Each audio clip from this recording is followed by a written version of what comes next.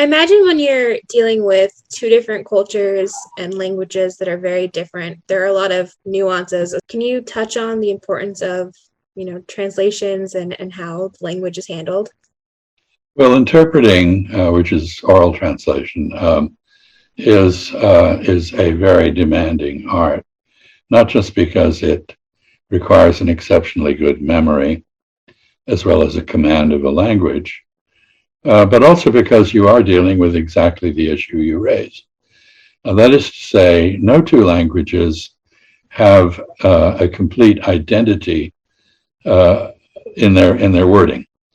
A word in English and a word in Chinese may overlap quite a bit in terms of their significance, but they're never identical. And the problem is exacerbated in the case of Chinese and English because in the 19th century, Western languages, and English being a premier example of that was part of this, went through an effort to remove value-laden words from scientific discussion. Chinese did not go through that. So Chinese words very often express a positive or negative attitude rather than neutrality. So I'll give you an example. If you use the word to defect, meaning to change sides, in English that's neutral. You could be defecting to the right side or the wrong side. In Chinese, it's touchang, to defect to the right side, or todi, to defect to the enemy side. So it's either positive or negative. Oh, wow. And we had an argument, I had an argument with the Chinese interpreters over a couple of interesting nuances. One had to do with the word deterrence, which of course means to intimidate people against taking action. I used the word 贺阻力量, which was the Taiwan version, directly taken from English. The word on the mainland was 威慑, which means to threaten and intimidate.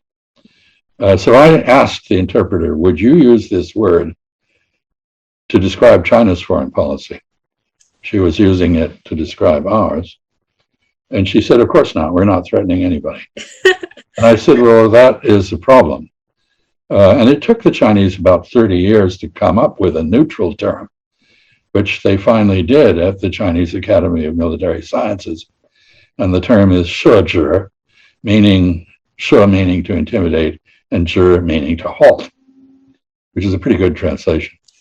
We also had a disagreement over the question of what are parallel policies.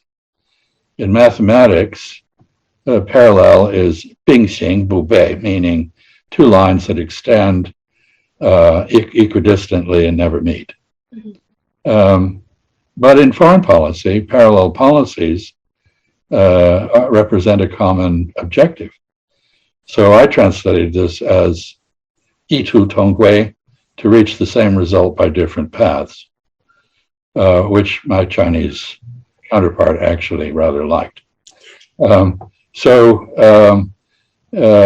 was a beginning, and our final note is, of course, even though I had studied the language in use on the mainland, I'd spent 2 years in Taiwan speaking Mandarin, and my Chinese was heavily laden with Taiwan terminology, and the best I could do to adopt mainland terminology was not good enough.